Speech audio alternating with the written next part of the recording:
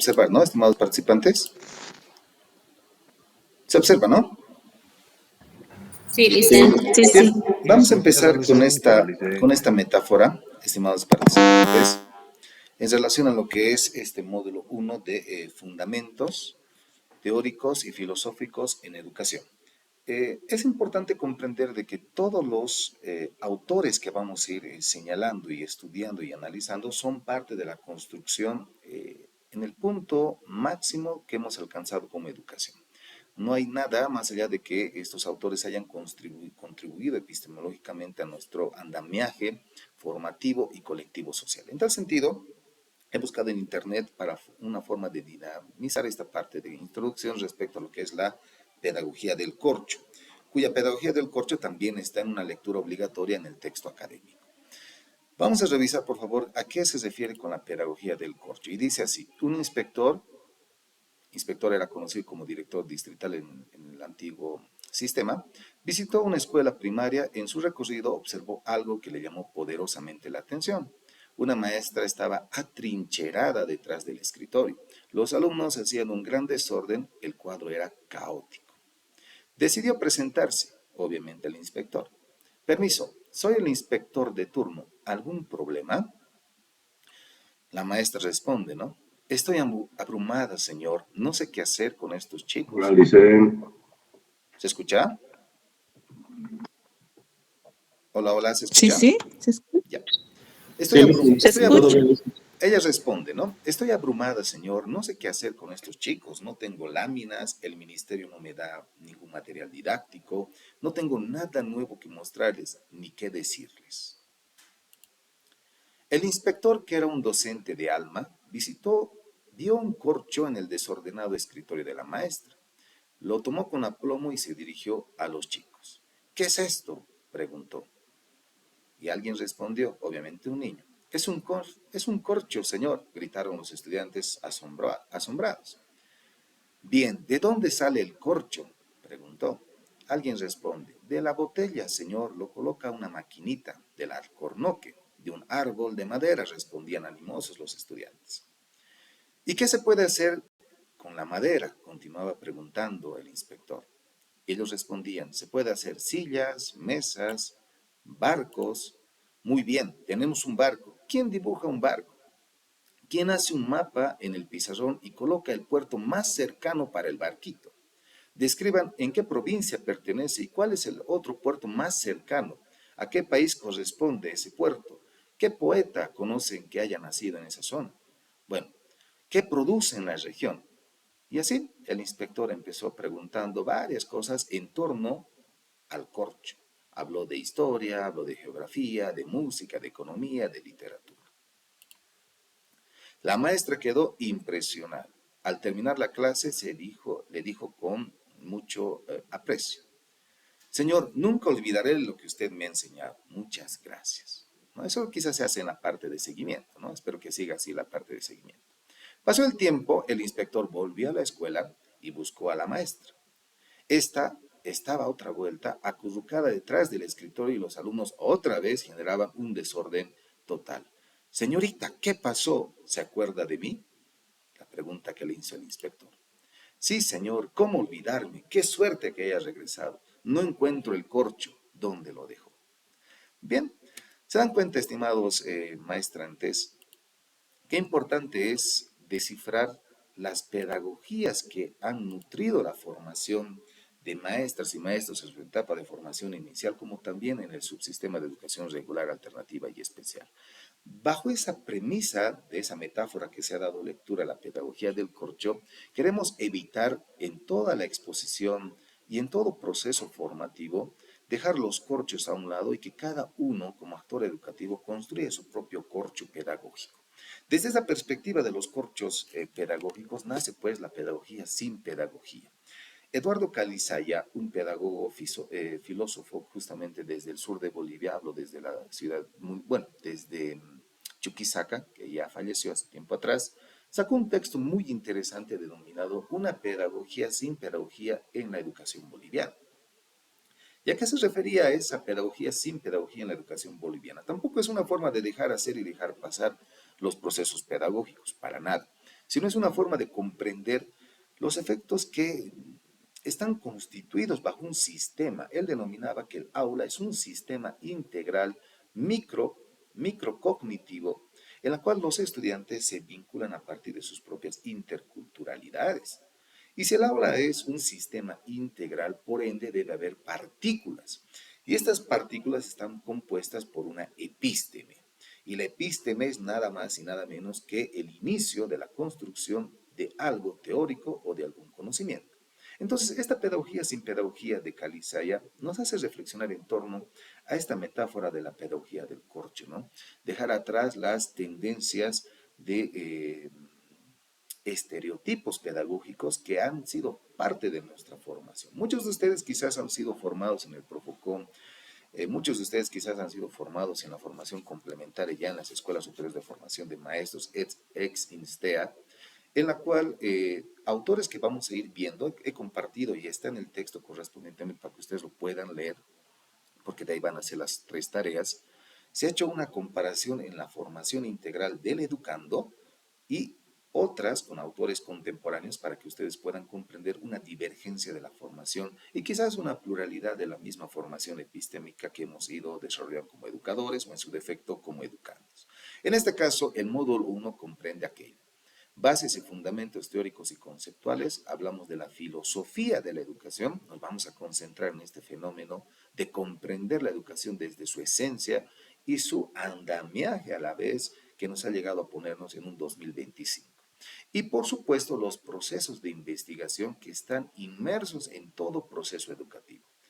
Entonces vamos a ir viendo algunas corrientes filosóficas y teorías del aprendizaje que obviamente muchos de ustedes han comprendido aquello y son parte de su día a día. En estas corrientes filosóficas y teorías del aprendizaje vamos a ir comprendiendo algunos métodos pedagógicos que se han aplicado a lo largo de la construcción, no solamente en el modelo educativo sociocomunitario productivo, sino desde 1957 con las reformas educativas, desde el 97 con otra reforma educativa, desde el 2010 con otra, ya no reforma, sino una ley constituida como tal, el cual ha permitido nutrir desde este escenario esos criterios que estos autores manejan y sostienen respecto a la construcción de nuestras aulas y de nuestros procesos pedagógicos. La primera teoría que nace y que se estudia el día de hoy es la teoría instruccional. ¿A qué se refiere esta teoría instruccional y quién ha sido pues aquel autor que de una u otra forma ha pretendido llegar a todas partes de Latinoamérica? Brunner no es latinoamericano, tiene tendencias europeas, sin embargo su corriente filosófica y teórica ha llegado a este escenario con el apoyo general de pedagogías que han trascendido sobre todo en Europa y posteriormente su incidencia en el Abya Yala, pensando siempre que todo lo que viene de afuera es interesante, entre comillas, ¿no? Eso lo vamos a sostener así.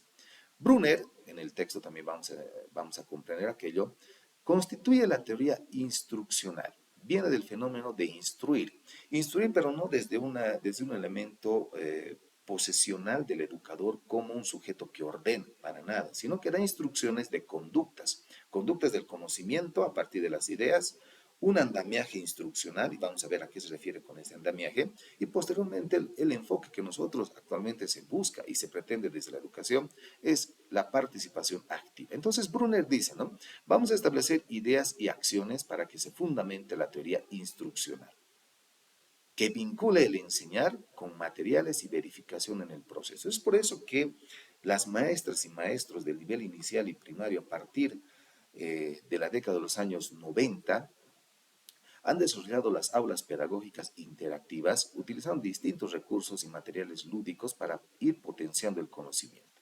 Potenciación y canalización del conocimiento.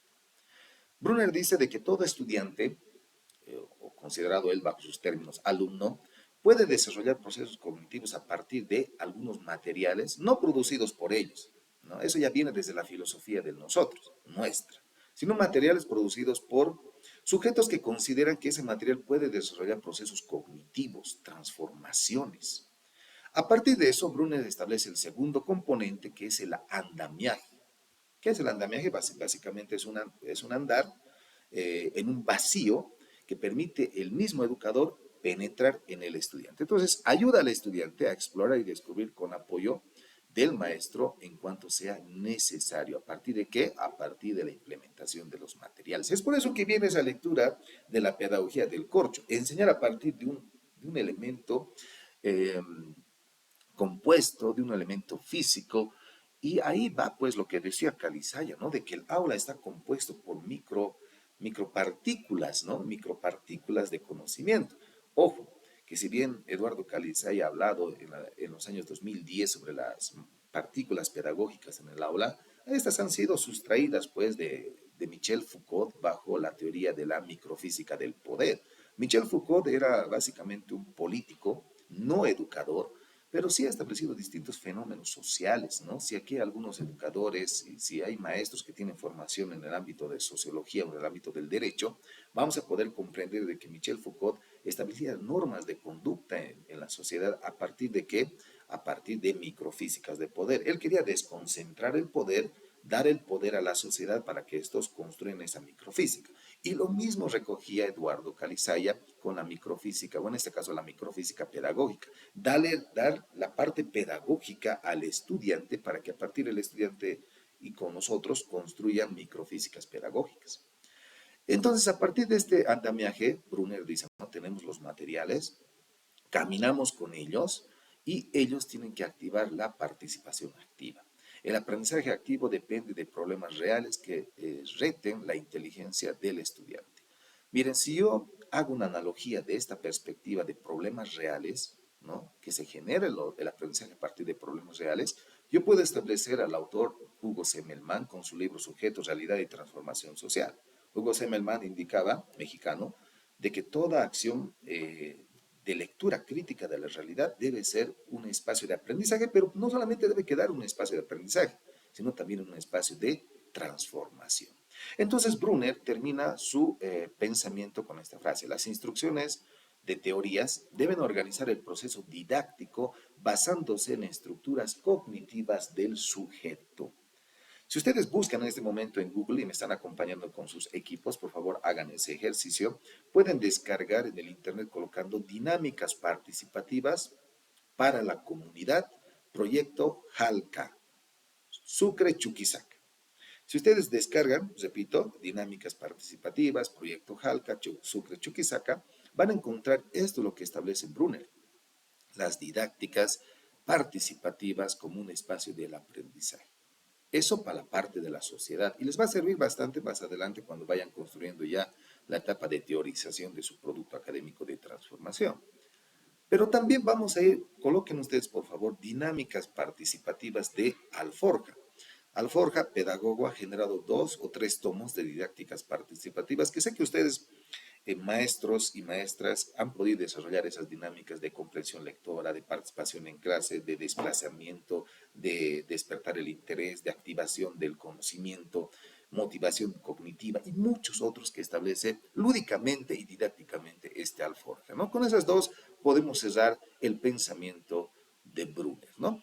Ahora, vamos a ver más adelante también, ya en la otra diapositiva, qué nos dejó bajo la esencia, ¿no? Porque nosotros como educación hemos pasado todos estos fenómenos teóricos, filosóficos de la educación, ¿no? Entonces, a ver, por última vez vamos a permitir el ingreso. Quizás son 2 maestros que están en el aula. Después no suele hacer porque entramos en una etapa de edición y luego generamos algún conflicto.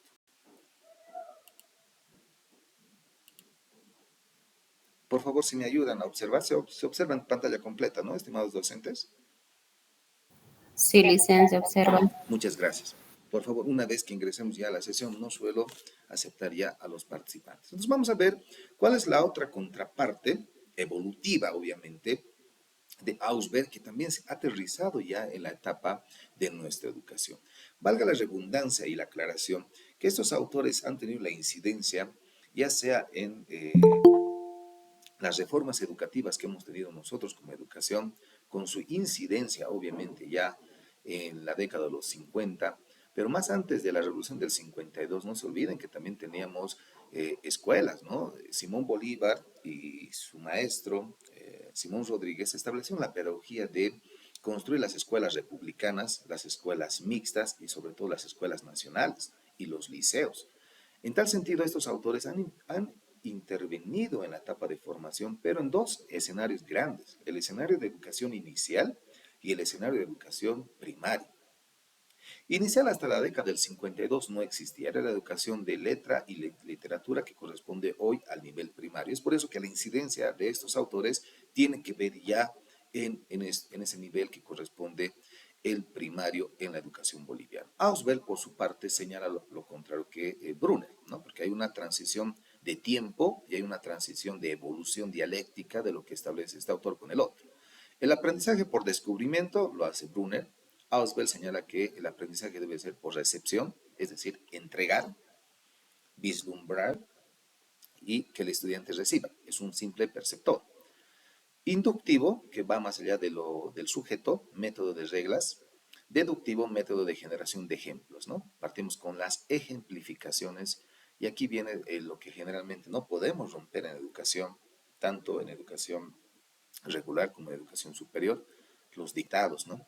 La enseñanza guiada y la enseñanza expositiva. Vamos a ver, por favor, el pensamiento de Ausubel, que también lo vamos a ver desde una perspectiva del recojo de su aporte teórico, ¿no?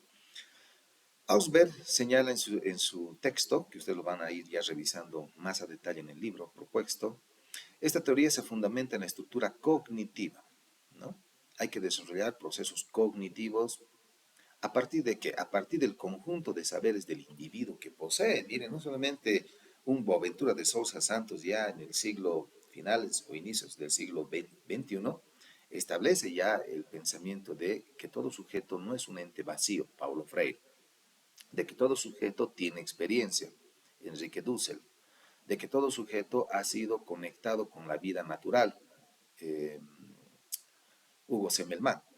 Entonces, a partir de esto, miren cómo estos autores de una u otra forma han nutrido al pensamiento decolonial, y vamos a ir viendo también qué es el pensamiento decolonial en este espacio, con las ejemplificaciones de sus prácticas desarrolladas en los procesos pedagógicos. Entonces, para Dussel es clara la figura, estructurar procesos cognitivos a partir de qué, a partir de los saberes del individuo que posee. Estos saberes obviamente que se han naturalizado en la formación individual, colectiva y social. El aprendizaje se genera cuando estos saberes se relacionan interactivamente. Miren, ahí está pues nuestra escuela Ayu de Huarizate de una forma, ¿no? De que el aprendizaje era colectivo, de que el trabajo era colectivo, el taller, el aula, la ULACA, que han sido parte de la formación. Entonces, Ausubel indica e introduce el concepto de inclusor como medio para, para el enlace de la labor educativa que no parte de un punto cero, ¿no?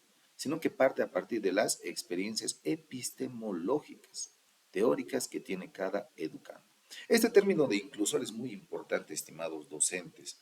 Miren, quienes son maestros del área de lenguaje van a poder comprender que la forma de comunicación ambigua se desarrolla mediante el emisor y el receptor. Emite el mensaje, recibe el mensaje.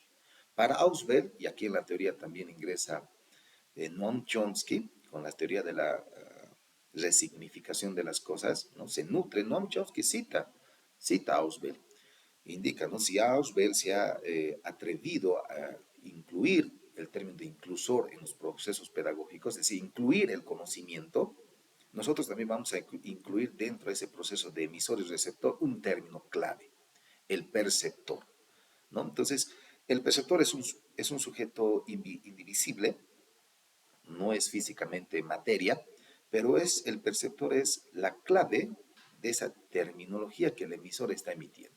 De ahí viene pues el análisis crítico del discurso. Si ustedes van a ir, ahora que estamos en etapa electoral, etapas de campaña, hay un emisor que emite un mensaje, pero antes de recibir tiene que haber un perceptor. Y el perceptor son ustedes con los procesos de codificación del mensaje.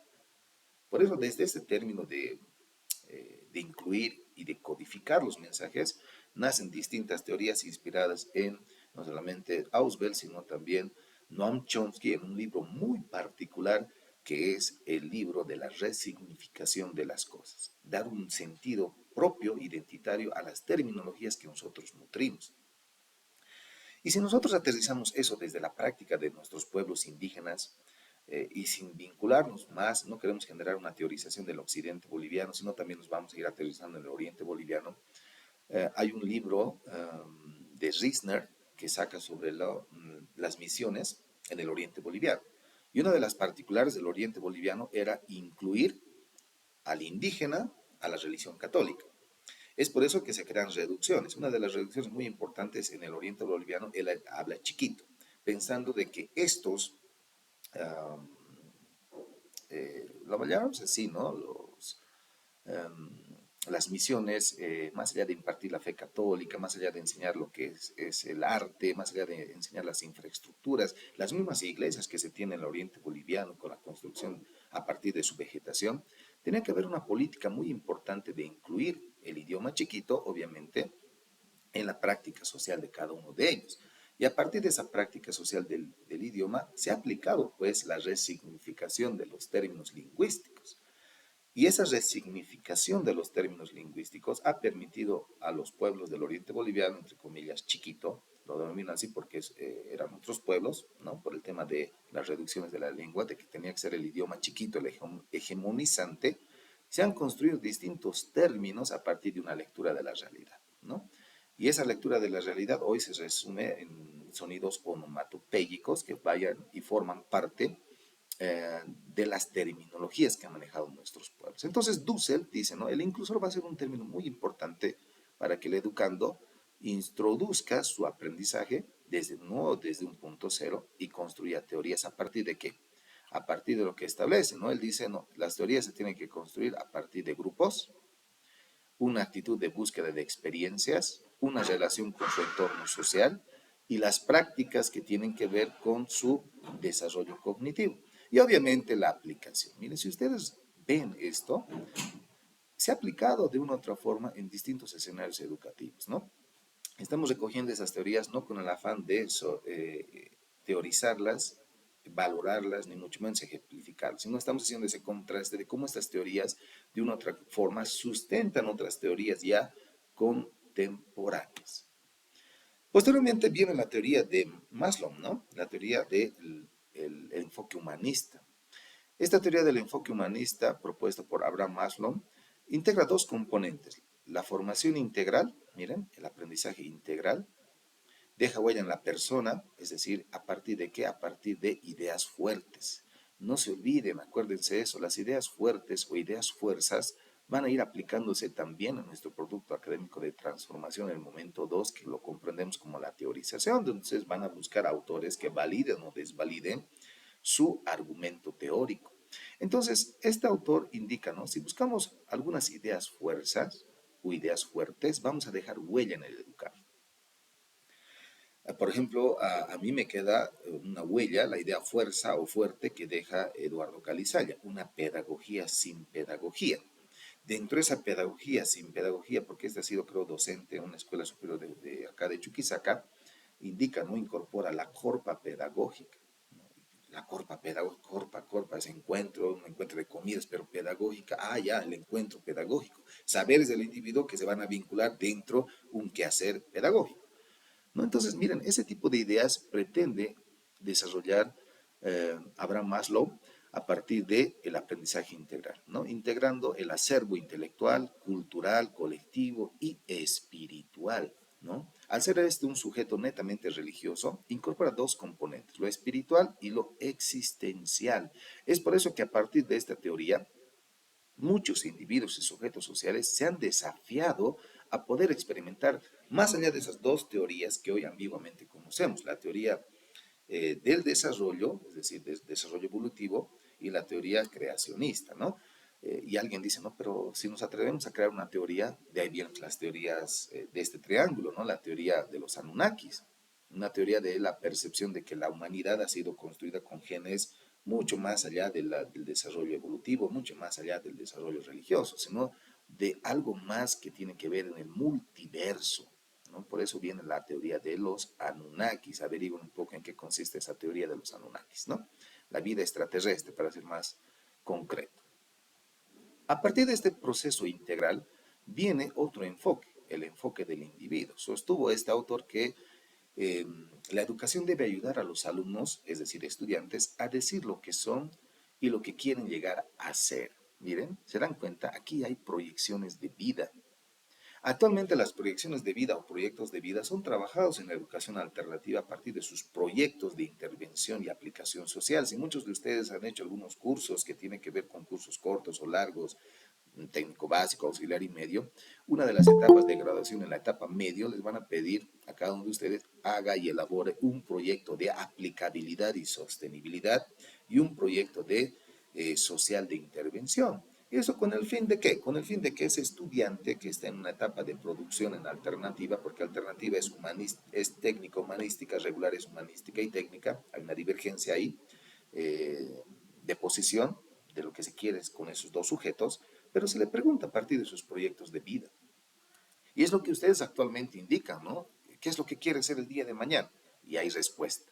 Entonces viene desde este autor las proyecciones de qué quieres ser y qué quieres llegar a introducirte en un escenario de vida. Grave error, por supuesto, porque cuando nosotros indicamos a los estudiantes una etapa de su formación, sea en quinto o sexto o antiguamente en tercero o cuarto de secundaria, podríamos indicar de que reducir sus habilidades técnicas en carreras o formaciones ya muy habituales en nuestra educación, como la carrera de medicina, la carrera de derecho y otras que ya han generado una polarización profesional.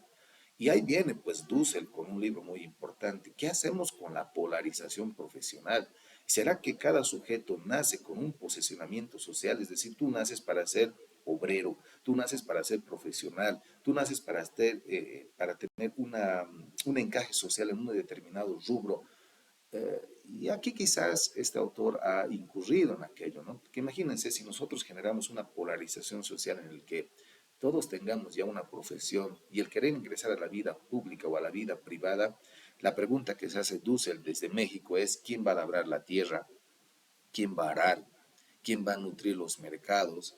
Y todo aquello, ¿no? Y ahí habla la teoría de la expansión, de que el mexicano ya no va a ser el ente que migra, sino México se va a convertir en un estado que va a aglutinar a inmigrantes. Es básicamente la copia fiel de Estados Unidos. A partir de eso también habla de la diversidad, de la autenticidad, ¿no? Define de que los estudiantes son diferentes y por ende se promueve y por ende promueve que estos sean como ellos mismos y menos como los demás. Buscar la identificación personal a partir de una forma intrínseca, preguntando de dónde somos, hacia dónde queremos llegar. Esa era la frase habitual en los procesos pedagógicos de Abraham Maslow, que obviamente recae en nuestra lectura crítica de la realidad, ¿no? De ahí viene esa famosa frase, ¿qué es lo que queremos ser? Pero también desde ahí se queda en nuestra práctica educativa y vida educativa los proyectos de vida.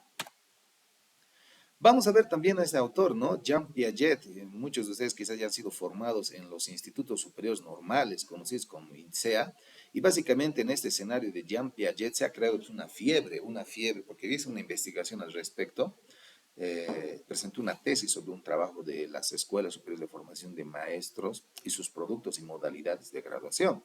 Y la única modalidad de graduación en la que todos han desviado su mirada eran los proyectos educativos, y cuyos proyectos educativos era buscar la ingenuidad. O sea, parecía un Estados Unidos en el siglo XVII, cuando todos estaban bajo la fiebre de la invención, ¿no?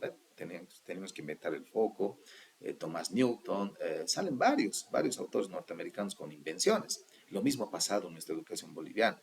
Cuando Jean Piaget viene con la esencia ya de su posicionamiento psicogenética, la teoría psicogenética, la fiebre de los maestros por buscar materiales lúdicos ha sido incansable. La fiebre de los maestros por decorar las aulas educativas ha sido, no digamos así, un estereotipo social, porque más allá de poder ver y que ahora ustedes mismos pueden apreciar de que esto ha quedado en la esencia del educando. De que desarrolla procesos cognitivos, desarrolla, pero vamos a ir viendo cuál era la perspectiva que integra este autor. Esta teoría vinculada por Jean Piaget propone que el desarrollo cognitivo se divide en etapas. Una primera etapa tiene que ver con las estructuras lógicas diferentes. El conocimiento se construye mediante la asimilación y acomodación. Vamos a estudiar dos términos, que es el término de asimilar y que es el término de acomodar.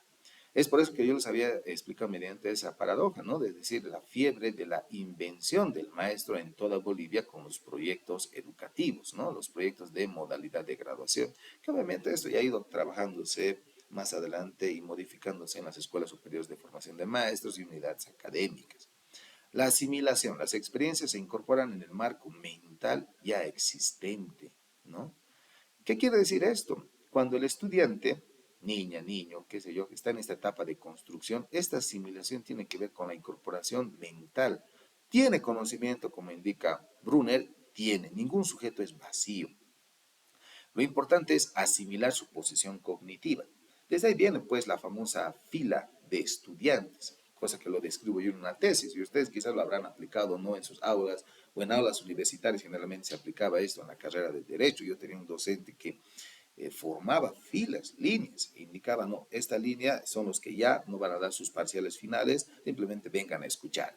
La segunda fila es la que está en desarrollo, en proceso. Ustedes sí están habilitados para el examen final. Y la tercera, no sé a qué están viniendo, váyanse nomás. Igual a sus padres les van a repetir la próxima gestión. Bueno, textuales de docentes ambiguos que se han familiarizado con una teoría pedagógica. Un dato curioso que yo establezco en ese artículo de investigación y una tesis también producida respecto a los proyectos en las INSTEAS, es que ningún maestro se apropie seriamente a estas pedagogías, sino que sea el mismo maestro que genere sus propias pedagogías. Es por eso desde ahí viene el enfoque decolonial, decolonizar estas formas que han nutrido quizás en su momento a las prácticas pedagógicas, y ahora es el maestro que va a hacer esta asimilación del conocimiento mental y existencial a partir de distintas formas que ustedes comprenden y conocen con identidad pedagógica.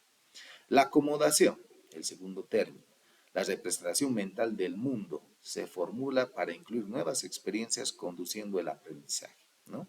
Es por eso que aquí ustedes pueden ver en esa imagen seleccionada de que las famosas torres, de ahí viene pues, la idea de la torre de Babel, construyendo este tipo de materiales lúdicos que de una u otra forma están inmersos en nuestras prácticas pedagógicas. Es decir, no podemos enseñar sin materiales, como le dice la pedagogía del corcho. Los niños construyen activamente el propio mundo al interactuar con el exterior. Pasamos a este segundo autor que de una otra forma recoge el modelo educativo sociocomunitario productivo. Es un autor que establece una de las bases fundamentales. El modelo educativo se fundamenta en 4 bases fundamentales: la teoría de Vygotsky, la teoría de Paulo Freire. Vygotsky con la teoría sociocultural. Aquí vamos a estudiar la zona de desarrollo próximo, ojo. Paulo Freire con la pedagogía de la liberación, que lo vamos a estudiar en este módulo también. Y vienen las experiencias de la escuela Ayllu de Warisata, constituida ya en 1931, y les voy a ir orientando también cómo se ha ido construyendo esa escuela, quién ha sido el impulsor, por qué se ha desarrollado crearlo ahí, no en Miraflores, en Alto Grajes, en la ciudad de La Paz y todo aquello.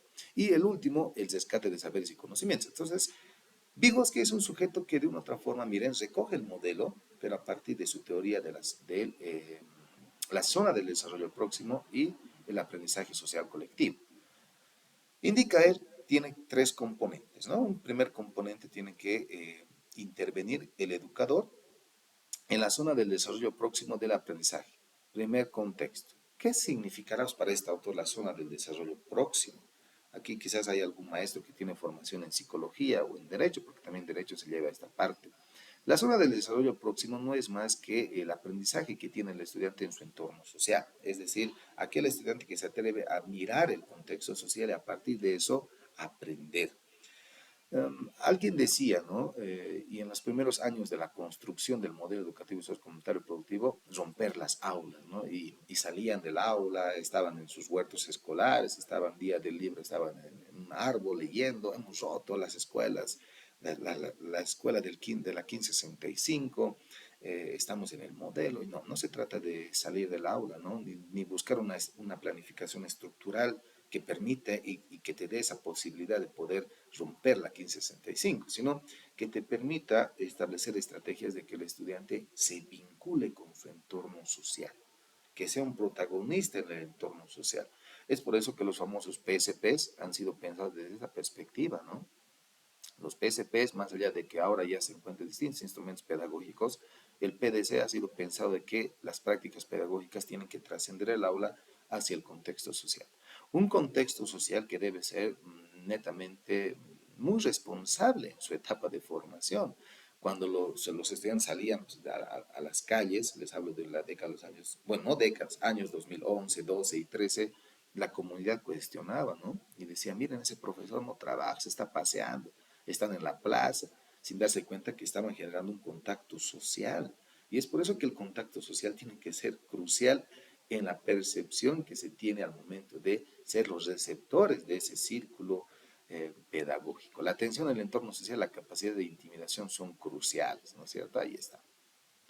Interacción social, promotor óptimo del aprendizaje, donde el conocimiento se construye colectivamente. Si hay una aceptación social, primero, si hay una intención de involucrar el aula con el contexto social y hay una involucración del contexto social, de adoptar las experiencias del aula, vamos a poder pasar a esta etapa de interacción social del aprendizaje. Lamentablemente nos hemos quedado en este espacio y esto que sea fruto de reflexión entre cada uno de ustedes. El aprendizaje escolar debe comprender el nivel de desarrollo del alumno, obviamente, reproducirse en situaciones colectivas a partir de la interacción social. Hasta aquí, estimados docentes, hemos visto estas teorías que de una u otra forma han dado pautas metodológicas, pero a partir de puntos de bifurcación, es decir, eran parches pedagógicos que daban soluciones momentáneas al contexto.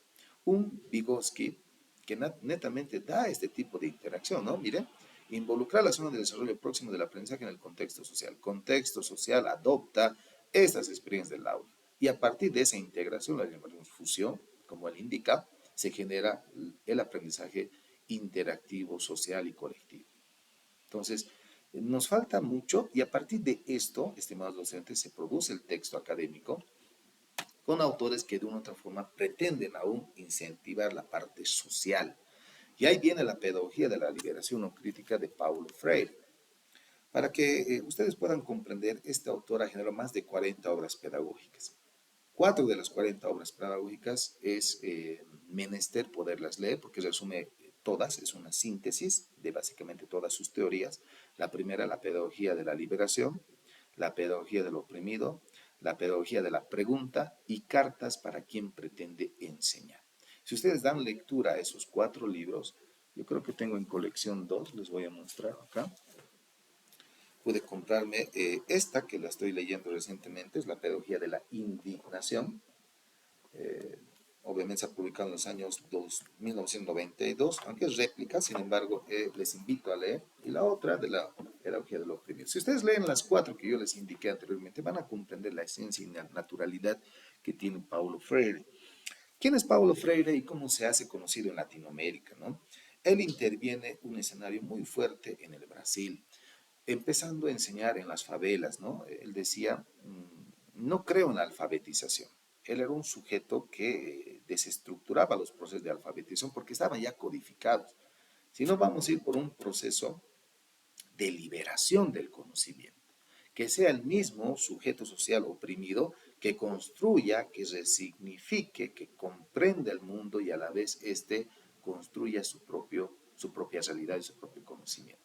De ahí vienen varias frases. Una de las frases particularmente que a mí me gusta y se familiariza y sobre todo tratamos de desarrollar los procesos ya netamente físicos es la pedagogía de la pregunta.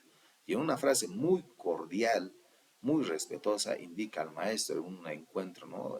Entre pedagogos en Latinoamérica que participó Paulo Freire, dice el estudiante, y era la Shore también, porque construyen ese libro entre los dos. El estudiante está cansado, aburrido, por otras palabras indican así, escuchar respuestas a preguntas que nunca se ha preguntado, ¿no? Y ahí nos da esa idea, la idea clave de que el maestro, más allá de teorizar, cuestiona las clases magistrales, debe generar un espacio de pregunta, ¿no?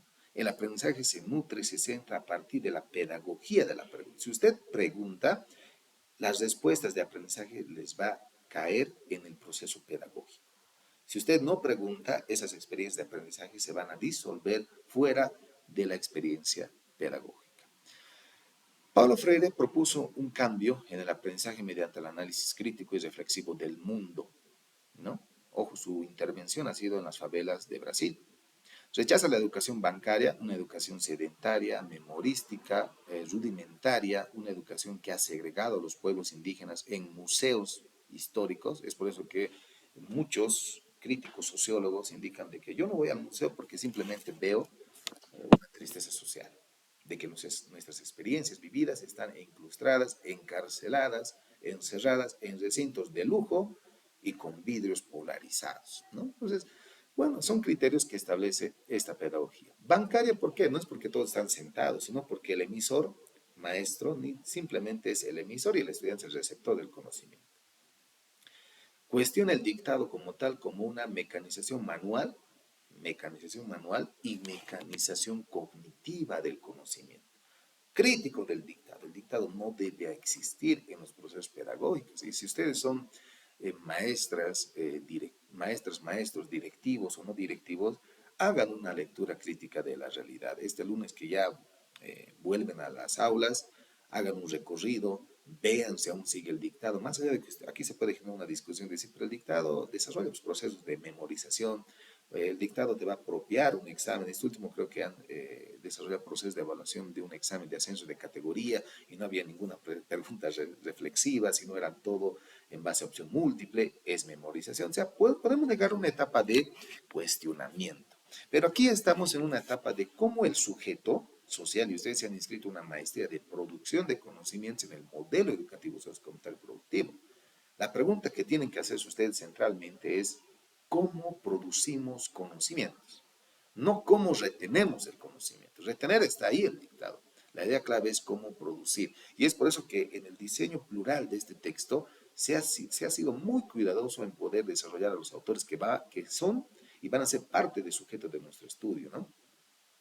Una de las formas de producir conocimientos y que yo manejo básicamente teóricamente del autor Dick Van Dyke con el análisis crítico del discurso, un sujeto estudiante que lee, que comprende un texto, que haga no solo una lectura de la realidad, sino una codificación de la realidad y a partir del discurso, o sea, tiene que haber un discurso para la producción de conocimiento. Si no hay un discurso en la producción de conocimiento, es un producto académico de conocimiento vacío, sin identidad, no sentido. Paulo Freire también habla en esta etapa de la educación bancaria, que una de las frases muy interesantes es, ¿será que en el aula existen más de dos maestros? ¿Será que en el aula existen más de dos o tres estudiantes? ¿A qué se habrá referido en su obra de Pedagogía de la Liberación? ¿Será que existen dos o más maestros en el aula? Miren, Brasil en la década de los años y a inicios del siglo XXI estableció una prueba piloto en una unidad educativa rural, tratando de integrar dos maestros en el aula, bajo el sentido de equidad e igualdad, hombre y mujer. Imagínense, estimados docentes, ¿no? Quien da la cátedra en el nivel primario en el área rural es una mujer, puede ser un hombre, un solo maestro que diseña todas las áreas, se vuelve un politólogo,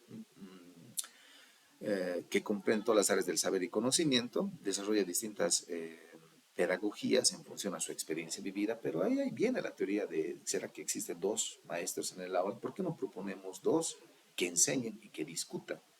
A ver, supongamos acá tenemos la historia del pensamiento racional en Bolivia, ¿o no? O la historia de los levantamientos indígenas de Bolivia. Y tenemos ahí un maestro que empieza a cuestionar y otro que empieza a especular. Dos procesos muy importantes que maneja este autor, la especulación y la reflexión, componentes diferentes, ¿no? Y actualmente la universidad busca los procesos de especulación en cuanto se refiere a la teorización. Qué interesante esa frase que establece, no frase, sino pensamiento de Paulo Freire, que sí se aplicó en una escuela Brasil allá por inicios del siglo XXI, ¿no? La frase más célebre que ha marcado historia de este autor es: la educación no cambia el mundo, cambia las personas que van a cambiar el mundo, en su libro La pedagogía del oprimido, 1969. El conocimiento surge del diálogo, miren, aquí establece un diálogo con la realidad de los oprimidos, promoviendo la conciencia crítica y la justicia social. En el libro de La pedagogía de la pregunta con Irara Short, Paulo Freire dice, en los procesos de investigación no queremos codificaciones teóricas en encuestas, en en cuestionarios. Vamos a establecer los grupos focales críticos. Y los grupos focales no era más ni nada menos que la intervención de los actores educativos para que puedan especular una temática en desarrollo de debate. Paulo Freire establece, miren, como estrategia estamos hablando, los coloquios pedagógicos, ¿no? ¿Qué será pues, un coloquio pedagógico? Sé que es un coloquio social de debate, donde se invita, hay un panel, un panelista que interviene, es el mediador, está invitado un abogado, un sociólogo, un maestro, un médico, y hablamos sobre una temática central, un eje articulador, seguridad ciudadana. El médico va a indicar de que en la seguridad ciudadana yo tengo cada fin de semana que operar sobre acuchillamientos, balas, qué sé yo. Ejemplos de Paulo Freire en Brasil. Estamos hablando de las favelas, 1969 o 68. Un sociólogo, ¿no? Tratar de desintegrar y unirles. ¿Por qué cree que las favelas son, pues, están ahí muy pegadas? No es porque no había espacio en esos lugares, es porque la visión comunitaria ha tratado de integrar a estos grupos para no generar la urbanización. La urbanización ha sido un fenómeno social que ha destruido la esencia de vida colectiva de los sujetos. Y no lo digo yo, sino lo dice Rafael Puente Calvo en su libro Recuperando la Memoria, que todo proceso de urbanización no es más que una ruptura de nuestra vida comunitaria. Aparte de eso, Paulo Freire indica, ¿no? En esta perspectiva de crear esta unificación de sujetos sociales oprimidos, los grupos sociales como estrategia de investigación a partir de los grupos focales. Vamos a ver también ahora el pensamiento de Edgar Morin. ¿Quién es Edgar Morin y cómo se establece en este escenario de estudio también? ¿No? Es argentino, filósofo, pedagogo, sentipensante. Él se declara como un actor sentipensante. Y muchos de ustedes han debido escuchar esa frase en procesos de capacitación del Ministerio de Educación. Él es el promotor de aquello. Edgar Morin indica que ningún sujeto social va a producir alguna idea, sino es un sujeto que siente y posteriormente piensa. Y eso tenemos que nosotros enfatizar en nuestra comunidad educativa, ¿no? Todo sujeto tiene un sentimiento cognitivo, nace con una parte cognitiva. Edgar Morin propone también la famosa bitácora profesional. ¿Qué será pues, la bitácora? Yo tengo entendido que la bitácora es el timón, es un aparato metálico que está al frente del timón de un barco que mantiene la horizontalidad lineal de nuestro recorrido. Y también establece Edgar Morin que la bitácora profesional debe ser empleado en educación superior. Hablo de las aulas universitarias de Argentina, para que aquel sujeto que se esté formando en una carrera a su elección tenga esa misión de cumplirla con el beneficio y bien social. La inserción del sujeto social en la práctica y vida social, ¿no? Y si nosotros recurrimos a eso, ustedes son padres de familia o quizás muchos de ustedes también dan cátedra de educación superior, apliquen la bitácora profesional y digan, pues, cuántos estudiantes se retiran, se cambian de carrera por no tener una bitácora profesional. Edgar Morin, argentino, también establece la biopraxis educativa. La biopraxis educativa que ustedes lo van a estudiar ya más adelante, el módulo 4, que tiene que ver con su producto académico de transformación, una estrategia de investigación. Y la bitácora de la práctica educativa no es más, la biopraxis educativa no es más que la convivencia del sujeto educador en su calidad de visitante. Es por eso que Edgar Morin en su libro dice, ¿no? Los maestros normalistas o docentes universitarios son sujetos visitantes que no deben de construir ningún sistema de vida. A ver, imagínense ustedes, yo maestro de la ciudad de Santa Cruz, mi idioma es el castellano, mi L1 el castellano, y mi L2 intento aprender el guaraní. Resulta que gano una compulsa, me estoy yendo a la provincia de Guarayos, y en Guarayos básicamente yo genero una domesticación, hegemonización y empoderamiento de la L1 castellano. Básicamente yo como sujeto educador estoy imponiendo la lengua castellana y no así la lengua guaraní. Es por eso que ahí no existe una biopraxis educativa y el famoso sujeto educador visitante se convierte en un sujeto educador colonizante. Edgar Morin. Qué importante entonces es recurrir a la parte normativa. En la parte normativa indica en contextos de habla de lengua originaria, la lengua originaria L1 y la lengua castellana L2. Entonces ahí también recurre la perspectiva de que todo sujeto o funcionario público debe dominar dos lenguas del Estado, una la general y la otra la originaria, para no generar esto de la divergencia lingüística entre la L1 y la L2. Las escuelas de formación de maestro han desarrollado también unidades de formación en lengua originaria y un taller complementario de lengua originaria y un taller TACFI en lengua originaria aportados también por UNESCO. ¿Bajo qué lógica? Bajo la lógica de potenciar el idioma. Pero aquí ha habido un fenómeno muy interesante, fruto a discutir, que nos enseña Edgar Morin. Mira, no estamos estudiando a Edgar Morin, tampoco estamos estudiando a Paulo Freire, estamos interpretando las corrientes pedagógicas para poderlas problematizar. Cuando las escuelas superiores de formación de maestros desarrollan tres componentes, la formación inicial, la formación del taller complementario y el TACFI, la idea era de que este sujeto ya en los 5 años pueda comprender un idioma y no así eh, diverger, o sea, generar unas divergencias en la posición de la L1 o la L2. Pero ¿qué pasa actualmente? Y recurre al pensamiento de Edgar Morin. Los maestros o educadores universitarios, así se refiere él, han establecido de que el estudio de una lengua originaria no es más que la memorización y no así el aprendizaje. Es decir, están generando sujetos recordantes y no hablantes del lenguaje. Miren, qué interesante, ¿no? Me quedo con esa frase de Edgar Morin. Sujetos recordantes y no hablantes. Lo mismo está pasando con aquellos maestros de comunicación y lenguaje que desarrollan en educación regular o lengua extranjera, inglés, en educación regular, u otra lengua que ustedes hayan estudiado, por ejemplo, en la ciudad del Alto, tienen otra lengua a identificar. ¿Están generando sujetos recordantes o están generando sujetos hablantes? Otra de las frases muy importantes de Edgar Morin es: lo complejo apunta más a una comprensión que a una disciplina teórica o una nueva religión. ¿Miren? Habla de la complejidad como una forma de comprensión de una disciplina. Educar es formar sujetos capaces de reflexionar, ojo, tengan mucho en cuenta esto, estimados docentes, contextualizar y actuar éticamente. Y lo éticamente no está hablando desde un principio moral, ¿no? No estamos hablando aquí bajo los principios moralistas, para nada, sino estamos hablando desde una forma ética de poder educar. Es que en la educación argentina, estimados docentes, ya vamos a ir entrando también nosotros a nuestra propia educación con la escuela Ayllu y la sociedad del Collasuyo, ha generado mucho debate a partir de los años 1980 y 90, ¿no?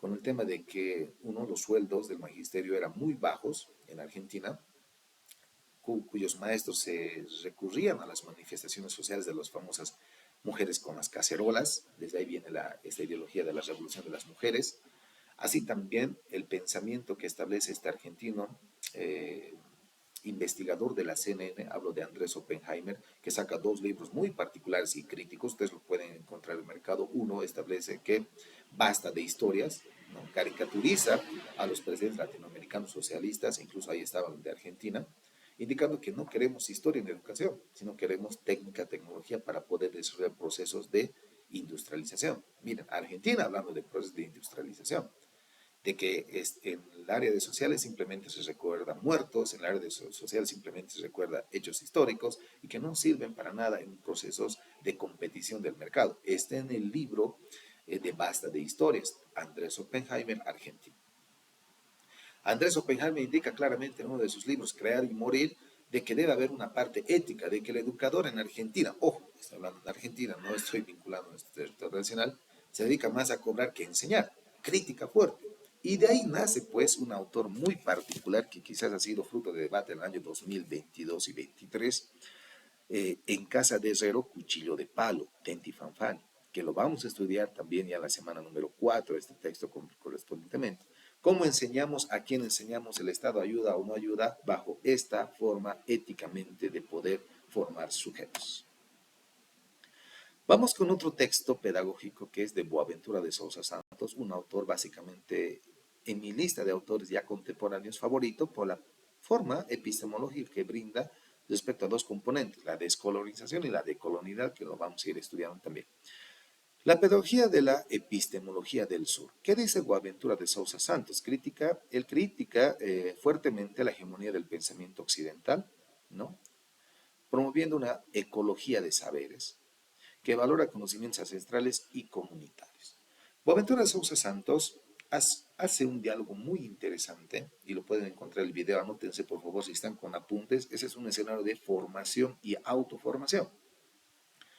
En el YouTube van a encontrar ustedes el diálogo universal entre Boaventura de Sousa Santos y nuestra autora boliviana socióloga Silvia Rivera Cusicanqui. Una Silvia Rivera Cusicanqui que tiene una formación socióloga, es socióloga de profesión y sostiene la pedagogía o la teoría del Chekchi, que también lo vamos a ir estudiando más adelante. Pero hay un diálogo plural y él dice, a ver, ¿cómo voy a ejemplificar en la sociedad la ecología de saberes? ¿Qué será pues esta ecología de saberes? La ecología de saberes no es más que la naturalidad que tienen todos los educandos a partir de qué? A partir de sus experiencias colectivas, individuales de conocimiento. Y tiene que haber un diálogo cíclico de un vaivén de ideas. Preguntas, respuesta, respuesta, pregunta. Crítica, analogía y contracrítica. Argumentación y contraargumentación. Y él ejemplifica en este video, ustedes busquen por favor, hablan sobre las pedagogías, las ecologías de saberes, Boaventura de Sousa Santos y nuestra boliviana Silvia Rivera Cusicanqui.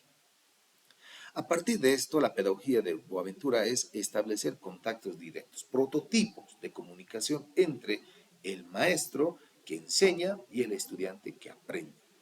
Quizás su mirada ha sido netamente social, indicando de que toda producción de conocimiento parte de un diálogo colectivo, natural con identidad, donde el sujeto social no es más que un sujeto que saca de adentro las voces acallecidas, adormecidas o en su defecto, convencionales que han sido impuestas en su etapa de formación en las escuelas o en las universidades.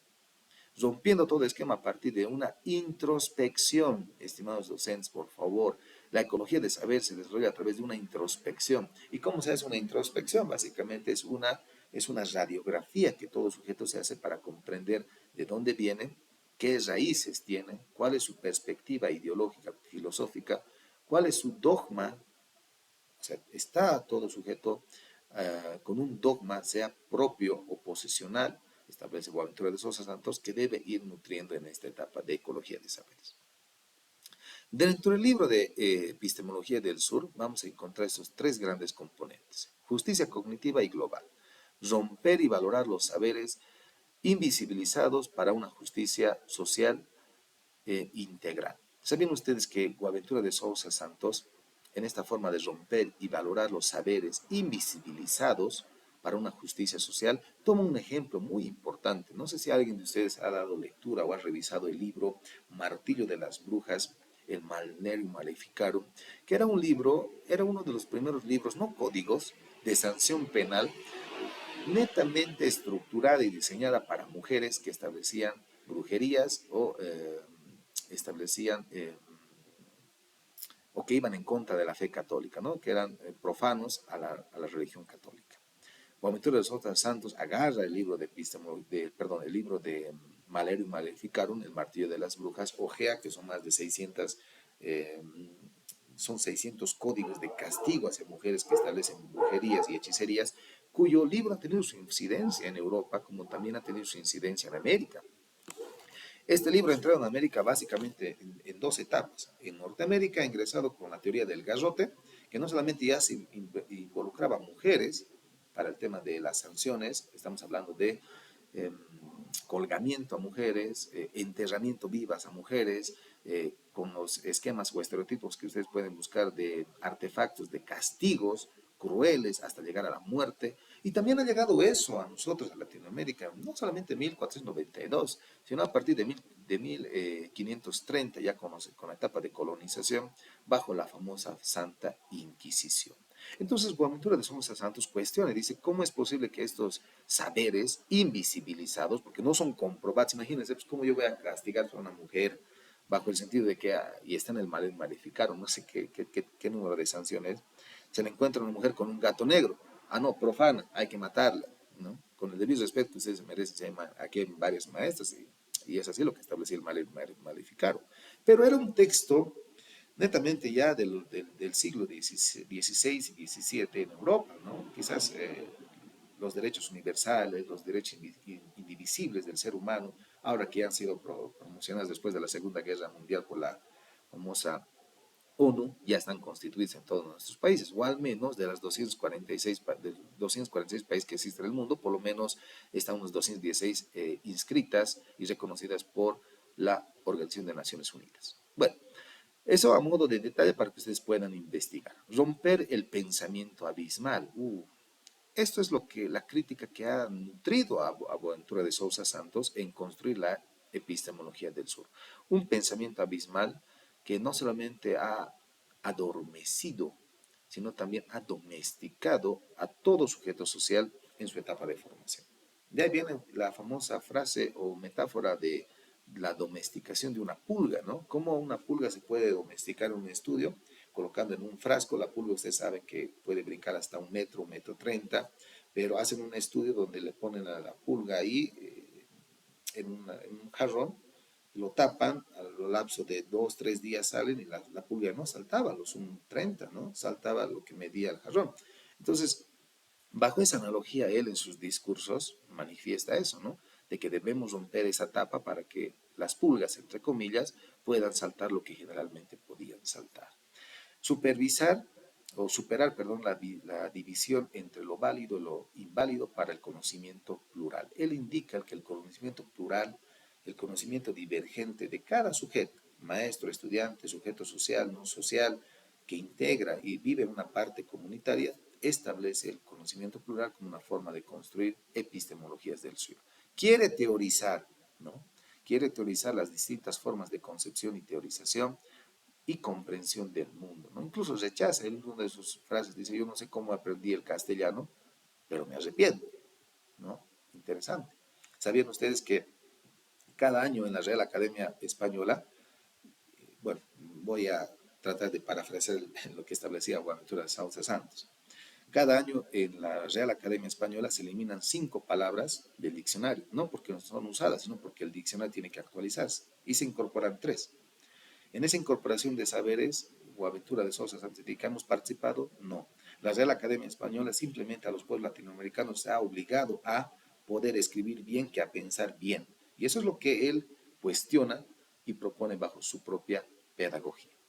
Vamos a pasar al componente número 3. Hasta ahí, estimados docentes, ¿están vivos? Sí, sí, Licen. Muchas gracias. Sí, sí, está bien. Está Sí, interesante, estamos ¿no? atendiendo. Sí, sí, licenciado. Ya, es que no quiero Sí, establecerles Licen. una clase magistral, sino Pablo Freire va a revolcarse en su tumba. Seguimos adelante, Lice. Gracias. Es Siga, que siga. obliga, tengo que poder orientarles también esto a ustedes. En el componente número 3 de Boaventura de Sousa Santos, que sé ustedes lo van a utilizar en su producto académico de transformación, utiliza la sociología de las ausencias y emergencias. Las ausencias y emergencias. Sustituye esto bajo esta forma. Visibilizar las prácticas de resistencia y conocimiento no reconocidos. Miren, incluso en el oriente boliviano, si ustedes van a leer el texto, el idioma chiquito, si no me equivoco, es de un extranjero alemán que ha hecho un estudio en el oriente boliviano de 1963 al 65, 2 años, si no me equivoco, desarrolla este proceso de investigación. Él indica, ¿no? Tras llegar a un pueblo indígena en el oriente boliviano, les habla ya constituido territorialmente Bolivia, encontró 2 fenómenos sociales muy importantes en esto de las ausencias. Uno, la pérdida de identidad del sujeto indígena. Si bien el sujeto indígena en el oriente boliviano ha resistido a las manifestaciones de adoctrinamiento e imposición colonial, este ha generado un proceso de decolonialidad. ¿Y qué es decolonialidad? Decodificación. Su lenguaje sigue vivo, a pesar de las misiones que se han sometido, las resistencias o las reducciones de imponer el idioma chiquito en el oriente boliviano, el habla chiquito. Es por eso que no todos los pueblos se consideran de la famosa chiquitanía, ¿no? Tienen sus propias particularidades. Simplemente les han puesto así a partir de las reducciones. Y él indica claramente, cuando llegué a hacer el estudio, pude percibir 2 fenómenos. El primer fenómeno de resistencia era de que el idioma chiquito está vivo, el idioma chiquito, pero a partir de eso puedo encontrar a 2 o 3 indígenas que hablan 3 o 4 idiomas. Eso fruto de la decolonialidad. No han podido exterminar sus idiomas. Si bien la constitución política del Estado no reconoce las culturas, reconoce los idiomas que están desarrollándose, el artículo 5 de la Constitución Política del Estado. No reconoce culturas, reconoce idiomas. El segundo fenómeno que ve él en ese libro del habla chiquito a partir de esta ausencia y emergencias, indica claramente, Ruster, si no me equivoco, es este alemán, de que el idioma en el oriente boliviano, el habla chiquito, tiene dos particularidades. Un idioma de habla varonil y un idioma de habla mujeril. No está mal dicho, colegas, ¿ya? Es mujeril y varonil. ¿Y cómo será eso? Si interrogando un poco más allá, es que el hombre, al identificar algunos términos, como por ejemplo abuelo, nosotros le podemos decir abuelo, papá, no sé. Pero en el idioma chiquito, la mujer utiliza otro término para referirse al abuelo. Pedagogía de colonizante estructural. No puede hablar como el mismo hombre. Imagínense, nosotros en castellano nos referimos como abuelo, ya yo le diré abuelo, mi esposa le dirá, qué sé yo, nono, no sé, se me viene a la mente, ¿no? Pero ¿quién ha generado esas divergencias de minimizar a la mujer y de posesionar en un cuadro al hombre a partir del idioma? ¿No? Y eso es lo que establece Ruster en ese estilo, ¿no? De que en el idioma chiquito hay un habla varonil y un habla mujeril. Pero no solamente se identifica a Rister, ¿no? Sino también el famoso arqueólogo Alcides de Orbinic, ¿no? Alcides de Orbinic, ya ingresó en el oriente boliviano, indicó de que las reducciones no son más que escenarios de cambiar al indígena, de involucrar al indígena a procesos civilizatorios, religiosos y lingüísticos. Entonces, Boaventura de Sousa Santos indica, ¿qué se creen ustedes? Pues, ¿por qué nos han venido a generar hábitos de colonización sabiendo que nosotros tenemos una forma de vida existencial? Y de ahí viene la teoría de la resistencia, de que el idioma nunca ha muerto y no va a morir. Y el conocimiento sigue inmerso en nuestras prácticas cotidianas, ¿no? El mismo la misma Silvia Rivera Cusicanqui, nuestra socióloga boliviana, dice, pues, ¿no? Nuestras prácticas y nuestros idiomas no están muertos. En el occidente, por ejemplo, las cordilleras, en la cordillera Mandinga o en la cordillera de los Andes, podemos ver todavía indígenas que manejan ese término muy fuerte y ella cuestiona el término de curahuahuan, el primer hijo del cura, ¿no? Entonces, como una forma de resistencia, imagínense curahuaban, escuchar en quechua allá, da muchas particulares de poder estudiarlas, ¿no? Y más allá en el oriente boliviano, que ha sido fruto de muchas vejaciones sociales, que ha permitido que nuestros pueblos indígenas se excluyan o váyanse, inmigranse, ya sea al Brasil o en este caso a Paraguay. La descolonización del saber es una condición para la descolonización del poder, muy bien, defendiendo el conocimiento inclusivo y situado. Vamos a ingresar ahora, estimados docentes, a las pedagogías latinoamericanas de la liberación. Y en estas pedagogías de la liberación vamos a comprender ya a Enrique Dussel, este autor con las famosas 20 tesis, pero aquí no vamos a estudiar sus 20, es otra teoría que maneja. Las 20 tesis lo vamos a estudiar en el módulo 2, en la unidad temática 2, perdón. La pedagogía nacional de Franz Tamayo, la República de Sociedad del Collasuyo y la Escuela Ayllu de Huarizata. Vamos a ver, por favor, quién es Enrique Dussel. Y muchos de ustedes, directores, si están acá presentes, han sido frutos de estudio en los diplomas de gestión, como también los diplomas de especialización en gestión educativa. Enrique Dussel crea un texto, La pedagogía de la liberación de Enrique Dussel, critica los sistemas educativos coloniales, ¿no? En base a todo lo que hemos estudiado y hemos cuestionado en este momento.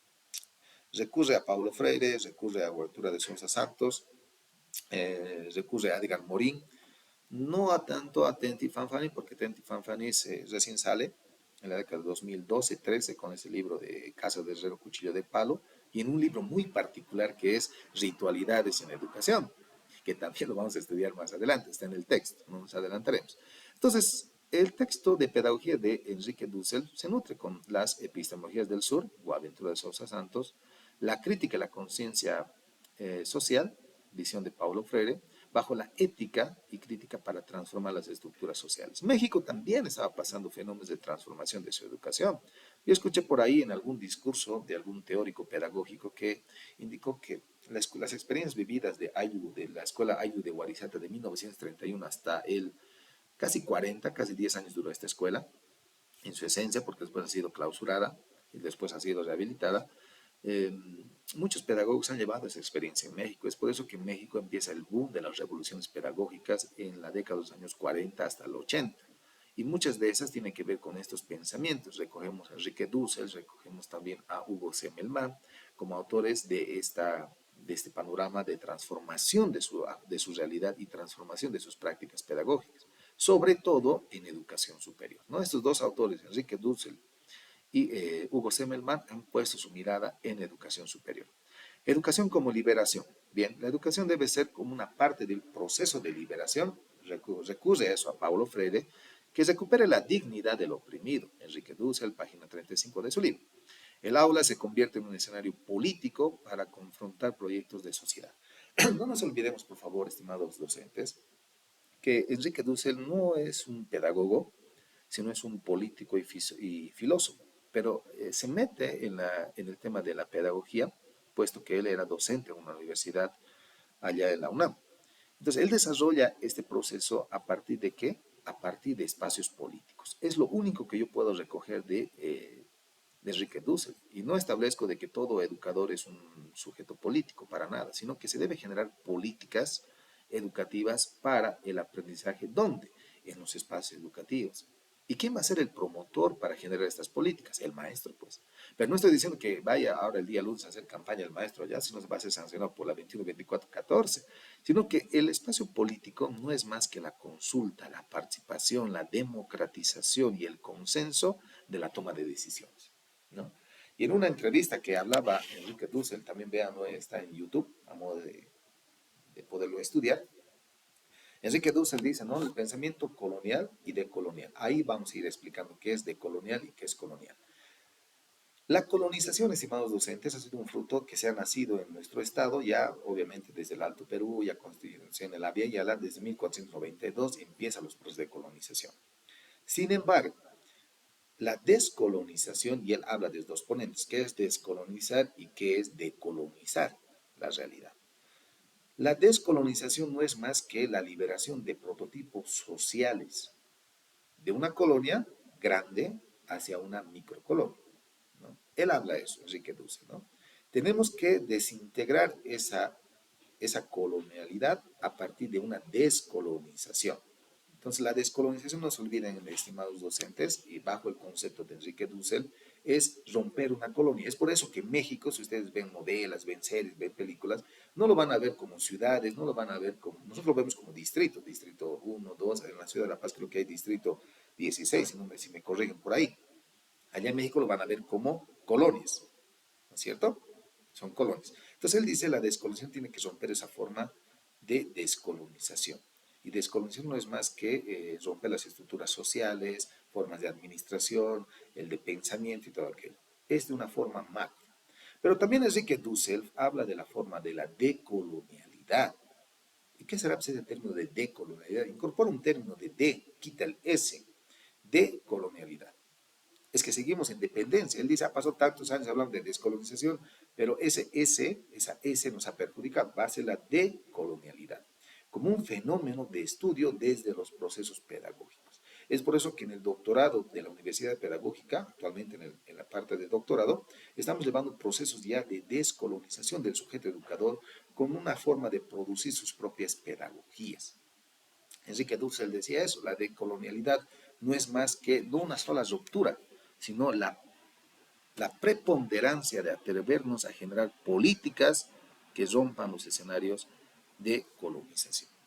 Ese es el espectro que de una u otra forma desarrolla Enrique Dussel respecto a esto del espacio político. Decolonialidad, perdón, vamos a hacer dos componentes. Descolonización, ruptura de la colonia. Decolonialidad no es más que proponer políticas en torno a procesos pedagógicos. Obviamente de carácter liberador, obviamente de carácter inclusivo, obviamente de carácter consultivo, obviamente de carácter democrático. ¿Alguien, por ejemplo, ha establecido ustedes el carácter consultivo en la etapa de educación? Es decir, les han preguntado a los estudiantes, si tenemos esos 10 temas, ¿cuál priorizamos? Consultivo. O la dosificación de los temas lo han desarrollado ustedes unilateralmente. Entonces colonización, pues. Entonces no hay ese famoso término consultivo en la educación que él mismo propone respecto a esta decolonialidad. Para Dussel, el educador como mediador ético. El educador es un mediador ético y político comprometido con los excluidos. Miren, con los excluidos. El maestro no debe dominar en su saber, sino liberar en su palabra. Miren, si ustedes analizan esta frase de este político filosófico Enrique Dussel, Me agrada este pensamiento, pero también se sustenta, colegas, se sustenta en el pensamiento de Paulo Freire, ¿no? El maestro no debe dominar con su saber, sino liberar con su palabra. Aquí está la famosa pedagogía de la pregunta, inmerso ya decorado en este otro pensamiento ya contemporáneo de Enrique Dussel. Dos componentes que vamos a establecer de Enrique Dussel y su cuestionamiento en la etapa de comprensión es la fusión. Dussel aboga que por una descolonización del saber, cuestionando el eurocentrismo y recuperando los saberes originarios. Y aquí también Dussel, en este libro, toma en cuenta la famosa filosofía tojolabal de Carlos Lenderkovsky, la famosa filosofía tojolabal que recurre a las experiencias de un pueblo que se codifica bajo la filosofía del TIC, es decir, la filosofía del nosotros. No hay el término yo, sino un nosotros a partir de sus saberes originarios. Carlos Lenderkovsky, citado por Enrique Dussel. Y entramos en territorio y entramos en materia nacional y vamos a comprender al famoso político, pedagogo Franz Tamayo, en nuestra historia nacional. Franz Tamayo propuso una educación ligada a la identidad boliviana, denunciando la copia de modelos europeos. Miren, ha sido uno de los primeros ya en cuestionar aquello, a pesar de que en 1910 ya estaba pensado la llegada del famoso belga Georges Rouman para generar una política netamente educativa y hegemonizar a nuestra sociedad. Buscaba formar carácter de voluntad y espíritu del saber boliviano. A ver, vamos a ir aterrizando. ¿Qué años estamos acá? 1910, cuando se desarrolla ya el tema de la pedagogía nacional. Bolivia estaba desarrollándose procesos bajo una forma de gobierno liberal hasta 1930, con la decadencia de muchos presidentes, transiciones sobre todo de poder, bloques de poder, estructuras de poder que han sido guiadas por una oligarquía, la oligarquía minera y la oligarquía minero-feudal.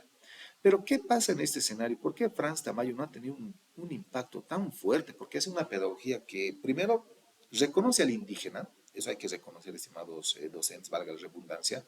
Franz Tamayo reconoce al indígena como un sujeto social, pero no reconoce al indígena como un sujeto para la civilización, es decir, para instruirle bajo la ciudadanía boliviana.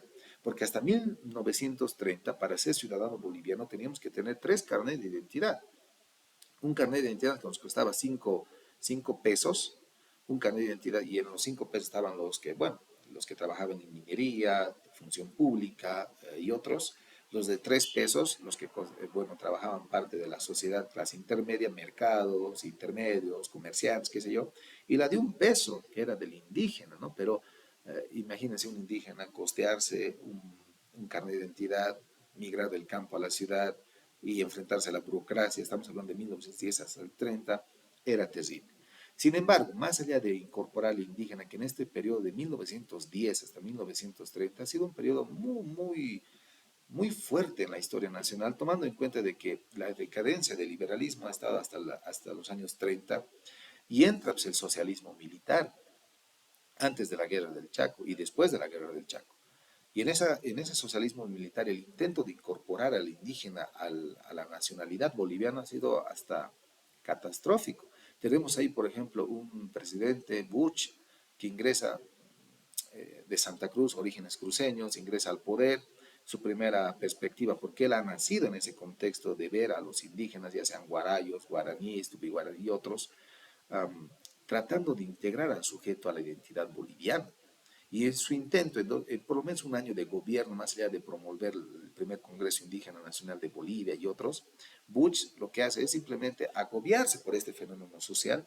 De ahí viene pues el famoso libro de Alcides Algueras, para mí un sujeto racista, no está entre mis libros de colección, les diré y seré honesto. Establece un libro de La raza maldita, ¿no? Inspirado también en el libro de Nacionalismo y Coloniaje de Carlos Echuazú.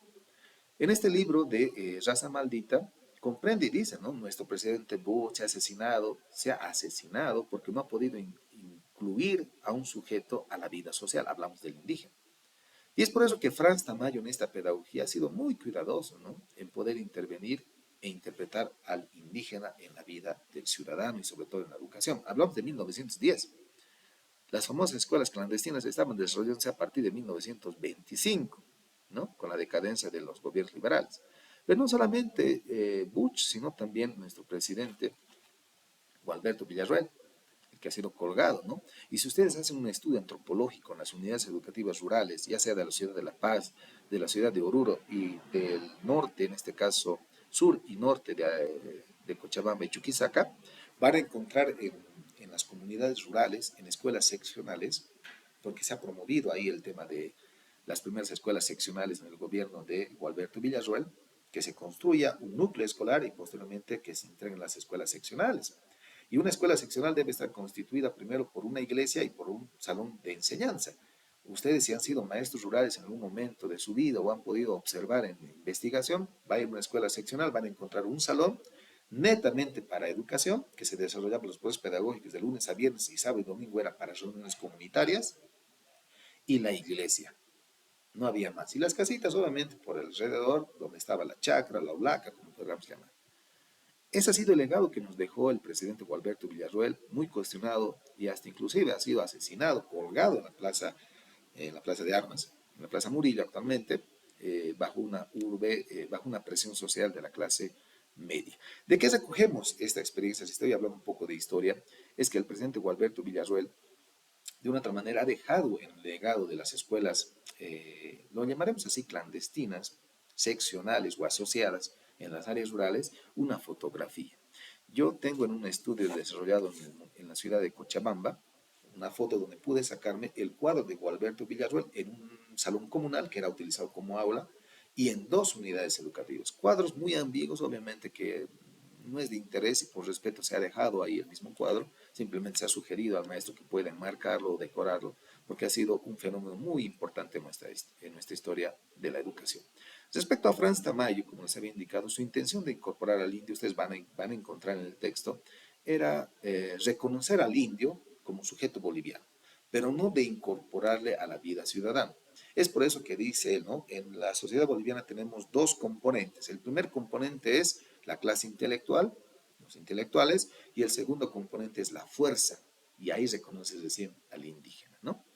Vamos a comprender los dos componentes, componente 1, 2 y 3 del texto de Pedagogía Nacional. Franz Tamayo indica lo siguiente: la instrucción sin alma es mecánica y estéril, ¿no? Por eso, miren, desde ahí yo les estaba indicando de que reconoce al indígena, ¿no? Cuestiona, y lee bastante el libro de Guamampolma de Ayala. No sé si ustedes han podido ver el libro de Guamampolma de Ayala, porque él sustrae en la Pedagogía Nacional, ¿no? Bajo las experiencias de Guamampolma de Ayala, un sujeto que se ha dedicado más a dibujar que a escribir, pero en sus dibujos establecía la cronología de la situación de los incas y del periodo de colonización. Entonces, ahí Guamampoma de Ayala indicaba esto, ¿no? No hay ningún sujeto que no tenga alma. Todos tenemos alma. El indígena tiene alma. ¿Y de dónde viene pues, aquel sujeto que no tiene alma? La corona española. ¿Y qué otro padre de una u otra forma ha podido luchar en contra de esto? Bueno, ha sido varios, ¿no? Uno de ellos, por ejemplo, ha sido este que sale en la película de También la lluvia, se me olvida el nombre en este momento. Reconoce al indígena como un sujeto social con alma, ¿no? De ahí viene la famosa frase de la purificación del alma, pagar impuestos hasta 1900, después de la guerra del Acre, de la Goma, para ser ciudadano, incluso el indígena tenía que pagar impuestos de los productos que vendía, más allá de tener una parcela muy pequeña del patrón que le daba para subsistir, tenía que pagar impuestos de comercio, imagínense eso, estimados docentes, ¿no? Entonces, Franz Tamayo recoge esas experiencias. La escuela debe forjar el alma nacional, fomentando líderes y constructores en el país. Este Franz Tamayo tenía dos perspectivas pedagógicas, la teorización y la práctica, y lo vamos a ver más adelante cómo lo ha desarrollado. Educación diferenciada, dice, ¿no? Propuso una educación diferenciada según sus capacidades de cada sujeto social. Miren, ahí está. Ha hecho una estratificación social, pero lo bueno en la pedagogía nacional es que incorpora al indígena, ¿no? Lo blanco, lo mestizo y lo indígena, buscando insertar al indígena en el proyecto nacional desde una perspectiva funcionalista. Ahí está, miren, la teoría funcionalista, es decir, dejar a un sujeto inerte, sin alma, a un sujeto funcionalista. El indígena es el sujeto de la fuerza, entre comillas. Reivindicación en el arte. Es por eso que este famoso Franz Tamayo se ha dedicado no solamente a la parte cognitiva ni epistemológica, sino también a la parte productiva. Defendió el arte, la estética y la poesía como fundamentos principales de su teoría. Educar es despertar el alma con música, ritmo y armonía. Es por eso que Franz Tamayo deja un legado muy importante en toda Bolivia como su producto del charango más grande del mundo, constituídose en el municipio de Villa Serrano, en el departamento de Chuquisaca, como también la cabeza más grande hecha de madera de uno de los primeros presidentes de Bolivia, Simón Bolívar, que se encuentra en la Casa de la Libertad. Su legado marcó una ruptura en la educación colonial republicana, abriendo camino a una educación con identidad propia. ¿Por qué este Franz Tamayo hablaba de la identidad propia, ¿no? Y en uno de los ejemplos de la pedagogía nacional, quien es amante a este tipo de lecturas, va a encontrar y él cuestiona el sincretismo cultural. Vista también en una de las películas muy comunes en nuestro territorio nacional, hablo de la película del Minero del Diablo. Franz Tamayo indica, no hay una identidad colectiva, no hay una identidad propia en el sujeto colectivo en nuestra sociedad boliviana. Pone como ejemplo al minero. El minero no es más que la mutación de un indígena que ha ido a trabajar a las minas y se apropia y se ha quedado y ha generado un proceso de mestizaje. Este minero no tiene una identidad propia. ¿Por qué? Porque ha sido desarrollado a partir de una encrucijada de experiencias culturales y pedagógicas. Y en esta encrucijada viene ahí la aculturación, un sincretismo cultural, una mezcla cultural entre la identidad propia y la identidad dada. Dada, copia. Es por eso que el minero cree en Dios y cree en el diablo. Entra a la mina, reza en el diablo, sale a la mina, va a la iglesia de San Miguel, Potosí. Entonces, Franz Tamayo cuestiona esta forma y establece crear una propia identidad, dando la identidad al sujeto indígena de alma, dando la identidad al sujeto mestizo y dando la identidad al sujeto blanco.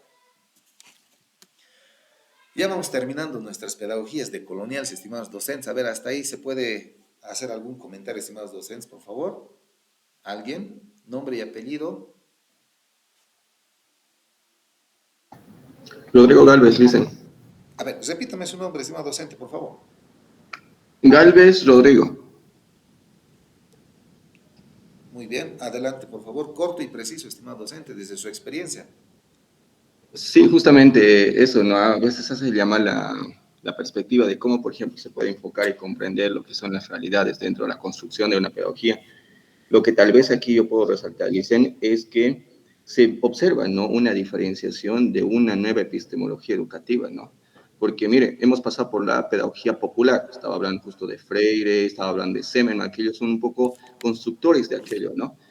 La otra posición, cuando se hablaba de la 1565, por ejemplo, de la educación no formal, otro paradigma, otra forma de visionar lo que es propiamente la construcción de una pedagogía y una educación de la población vulnerable, y el otro que es el de educación social, que es un poco más en un enfoque europeo.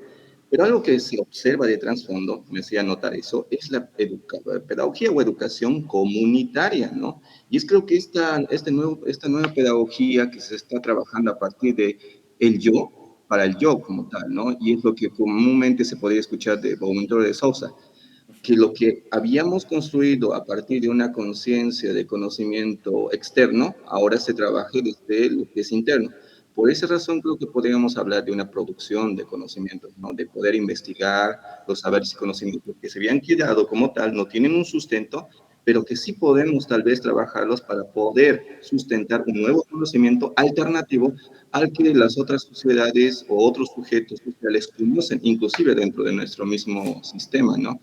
Un claro ejemplo se podría ver la cuestión de las culturas que trabajan el traumatismo. Yo soy profesor de biología como tal.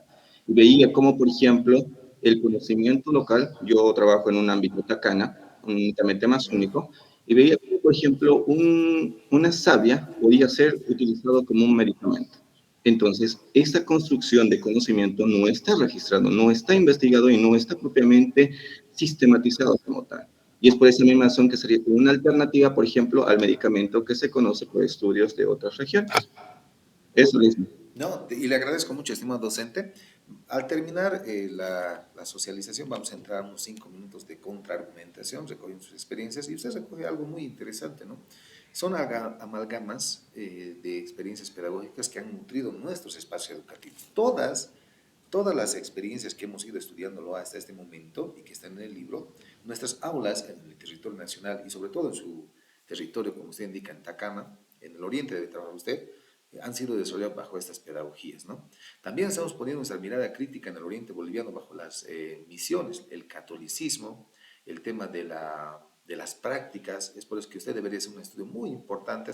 Simplemente 3 autores han hecho estudios: Alcides de Orbinic, el primero, el otro ha sido Rooster, y también tenemos el que ha traído el primer auto a Bolivia, Yo te 1930. gusta. Sí. Claro, el primer auto en Bolivia que ha traído Arturo Poznański. En Ah, pues 1930 llega el primer auto a Bolivia y Arturo Poznański dice, no, voy a hacer un estudio más allá del, del occidente boliviano, me voy a internalizar en el oriente boliviano. O sea, entonces, hay que hacer un estudio muy importante respecto, sobre todo a las formas pedagógicas. Si hubiera sido interesante las reducciones en el oriente boliviano sobre la forma de enseñanza entre la iglesia, entre la fe católica, la producción y sobre todo la agricultura, no los hubieran expulsado a los jesuitas. Una gran interrogante. ¿Por qué 1700 y algo les han expulsado? Entonces, esos cuestionamientos hay que ir empezando a estudiar, estimados docentes, y gracias por su intervención. Tenemos 2 diapositivas más, luego vamos a entrar a la etapa de contraargumentación para ir sumando algunos puntos académicos.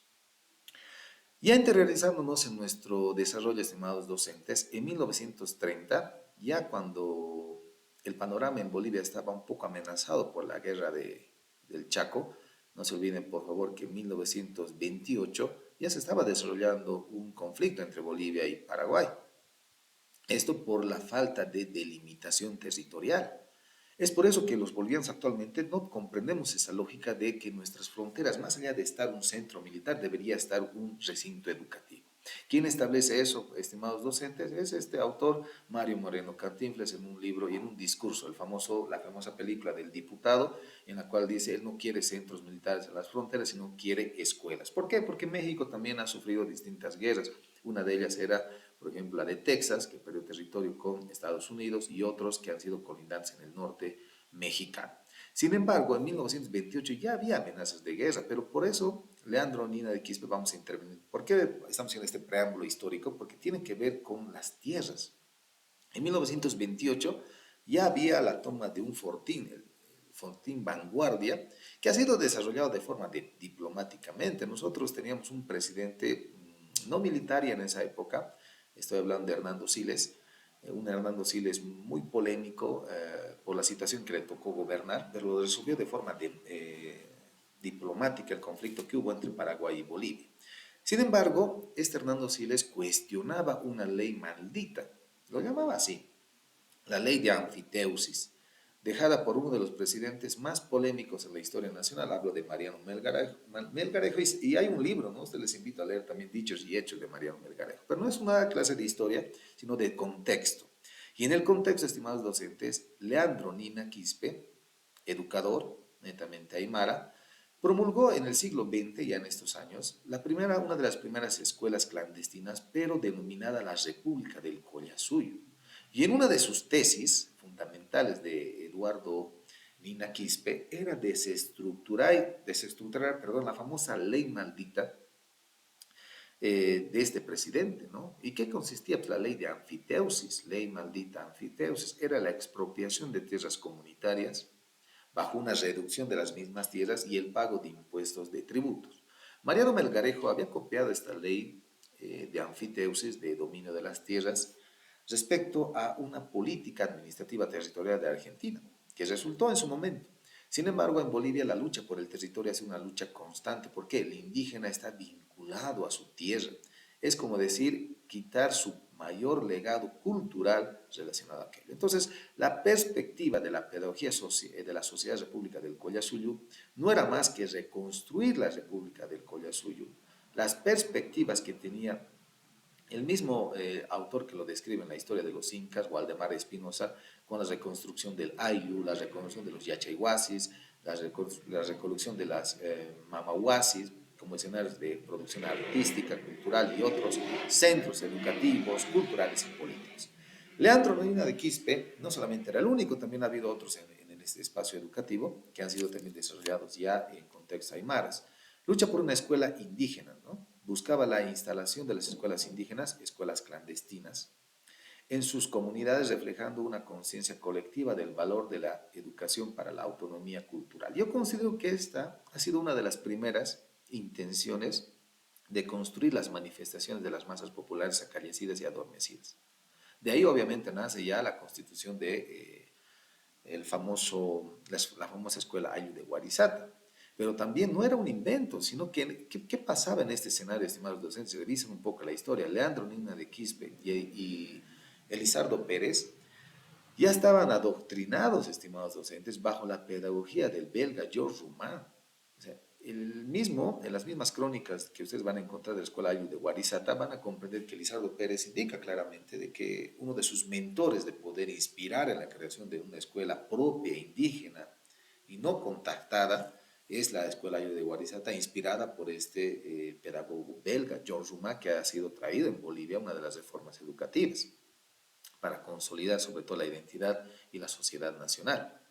Pero de ahí viene esta fiebre, pues, estimados docentes. Leandro Nina de Quispe ya había tenido algún contacto, obviamente, con las ideas que tenía este autor. No solamente Leandro Nina de Quispe, se me olvidó un nombre.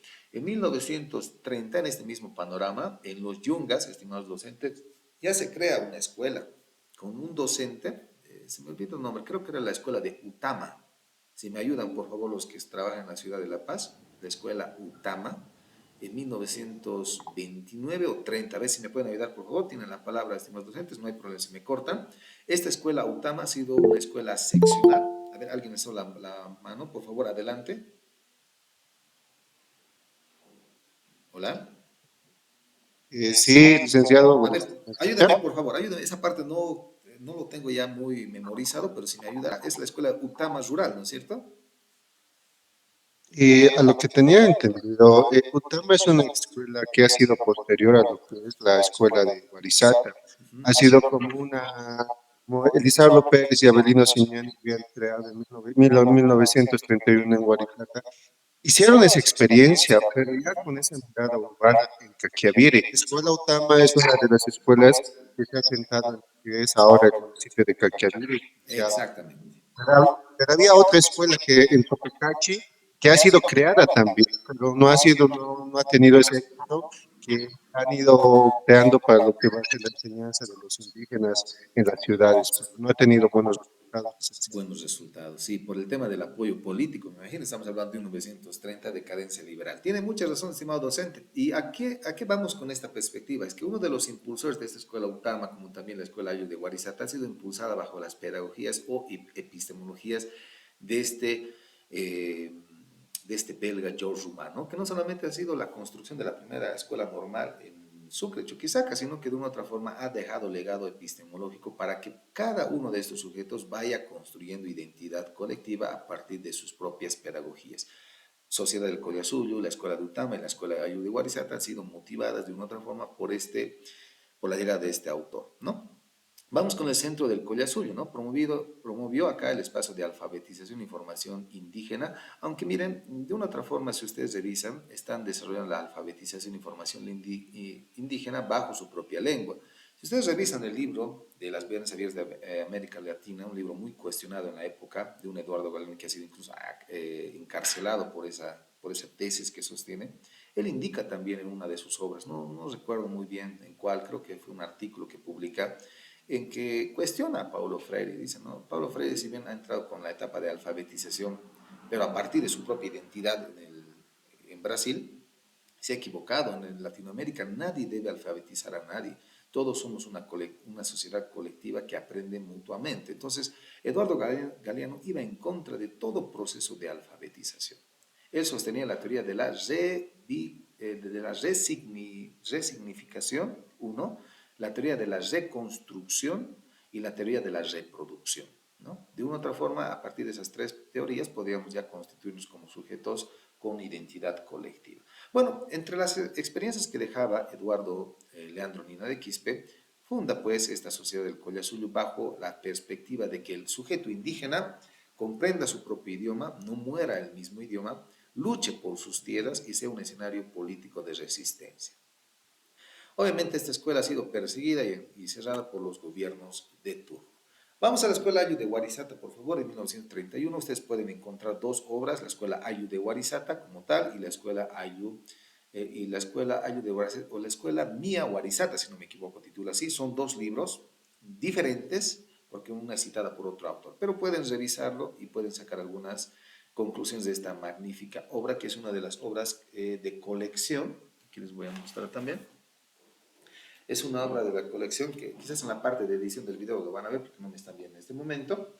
Es una de las colecciones de edición del Ministerio de Educación, series clásicos, colección pedagógica, la Escuela Ayu de Warisata. Bueno, tenía tres componentes. El primer componente, el carácter Ayu comunitario. ¿A qué se refiere esto? Y vamos a ver cómo, un dato anecdótico les voy a contar. En aquel entonces estaba como ministro Daniel Sánchez Bustamante. Se acerca a Lizardo Pérez y le dice: queremos formar una escuela netamente para el indígena. Bien, ¿dónde está el indígena? Bueno, por las migraciones campo-ciudad y sobre todo por el boom de la construcción hasta el tema de los años 30, con la no llegada de los productos de afuera, teníamos y estamos obligados a generar un mercado interno. Muchos indígenas se posesionaron en Alto Brajes, como también en la zona de Miraflores, una zona muy residencial en aquel entonces, para construir una primera escuela, ¿no? Y él dice: lo vamos a construir acá. Y bueno, simplemente Daniel Sánchez Bustamante, ministro de Educación, le indica a Lizardo Pérez: vaya a hacer usted aquello que está pensando hacer. Con esa frase salió Lizardo Pérez a construir la primera escuela Ayu. Si bien lo hizo, se posesionó en un centro cerca, en la ciudad de La Paz, céntrico, no dio resultados por el tema del contexto social, la misma discriminación que había con el propio indígena, la misma exclusión por su vestimenta, y decide partir a otro escenario hasta llegar a la comunidad de Warisata, donde funda en 1931 con ayuda de toda la comunidad. Hay una historia larga, no solamente es llegar y fundar, ¿no? Desde los primeros adobes, cómo la comunidad construida a pesar de la situación climática, el perseguimiento político. Cuenta la anécdota de un camión también ahí, cómo llegó con el apoyo. O sea, es una trayectoria muy grande y fuerte, la fundación de 1931 de la Escuela Ayu de Warisata. Pero nos vamos a ir a los componentes que contempla aquello. El carácter comunitario, de una u otra forma, se integra el Ayu, familia, comunidad, Estado, con educación colectiva y participante, ¿no? En Warisata se enseñaba y se aprendía con el ejemplo, comunidad al servicio de la comunidad. Y eso lo hemos sacado acá del texto del Ministerio, página número 15, colección de series. En tema de la productividad y el tema de autogestionarla como tal, integraba el trabajo agrícola, artesanal y comunitario. El trabajo no era un castigo ni obligación, era un conocimiento útil y liberador. Nos quedamos con esa frase. Actualmente, si ustedes, educadoras, administrativos, desarrollan castigos, el castigo no es una forma de aprendizaje, ¿no? Has llegado tarde, ahora vas a hacer el patio, has llegado tarde en la huerta escolar. Estaríamos ahí eliminando una forma identitaria común de poder vincular al sujeto con su quehacer de trabajo. El trabajo no es obligatorio, dice el libro, netamente es un hábito de conocimiento útil y liberador. Multilingüe y plurilingüe, valora las lenguas originarias habladas en la Aymara en clase. No, bueno, aquí hay que ver también otra particularidad que he estado haciendo un estudio y si me ayudarían también ustedes a poder investigar, sería interesante. Habla en los libros clásicos de lo multilingüe y plurilingüe. Sin embargo, la concepción y el ultimamiento de estudiantes como educadores no estaba la percepción solamente de un idioma, el aymara.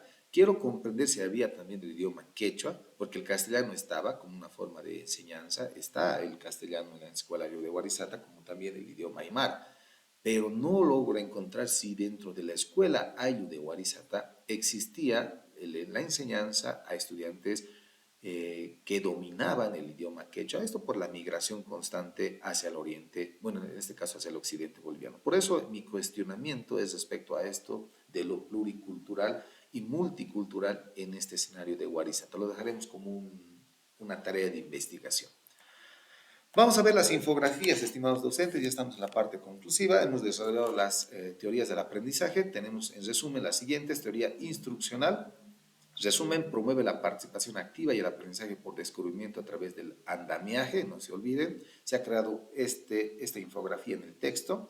Si no tienen acceso, yo les voy a compartir por WhatsApp el texto por esta vez hasta que tengan acceso a la plataforma.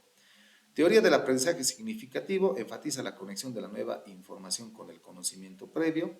Teoría humanista se centra en el desarrollo integral y personal de los estudiantes, también ya lo hemos estudiado. La teoría psicogenética desarrolla la construcción activa del conocimiento a través de la interacción. La teoría sociocultural, último de los fundamentos del modelo, uno de los fundamentos, perdón, o las bases, apoya el aprendizaje a través de la interacción social y colaboración. Vamos con los fundamentos de la educación transformadora, todo lo que hemos revisado hasta este momento. Tenemos la pedagogía de la liberación, en síntesis, educar para la liberación y el cambio social.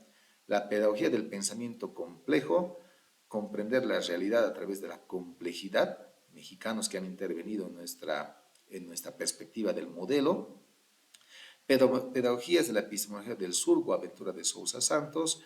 Aquí estamos hablando en la primera de la liberación, Enrique Dussel, en la segunda del complejo, Edgar Morin, en la pedagogía de la epistemología del sur, Boaventura de Sousa Santos, valorar el conocimiento ancestral y popular, pedagogía latinoamericana, y ingresamos en contexto nacional, educar desde la realidad y la dignidad, pedagogía nacional de Franz Tamayo, educar con identidad, pedagogía del Collasuyo, estamos hablando también ya en contexto nacional, educación del indígena para la liberación cultural y de sus tierras, y la pedagogía Ayude Warisata, la escuela comunitaria productiva y liberadora. Hasta ahí, queridos docentes, es la etapa de desarrollo de nuestra unidad temática número 1. Ahora vámonos con el texto a explicarles rápidamente en qué consisten las tareas y su atención, por favor, y vamos a entrar unos 5 minutos de debate y contraargumentación de este texto. Estimados docentes, este es el texto, se logra apreciar, ¿no es cierto? Si me ayudan, por favor.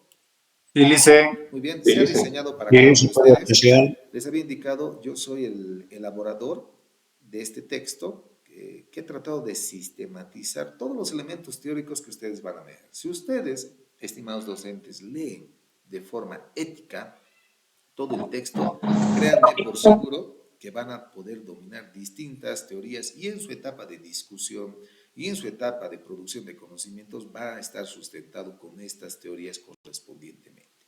El texto, estimados docentes, tiene 4 unidades temáticas. La primera ya lo hemos desarrollado, es filosofía de la educación y la investigación. La segunda es epistemologías del conocimiento educativo. Esta es la que uno de los más interesantes que a mí básicamente me agrada, que me ha costado poder hacer aquello, recurrir a fuentes bibliográficas.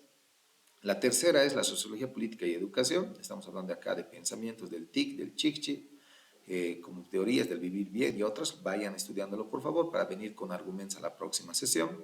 Y fundamentos del modelo y educación crítica. Vámonos a las tareas, por favor. Les voy a orientar.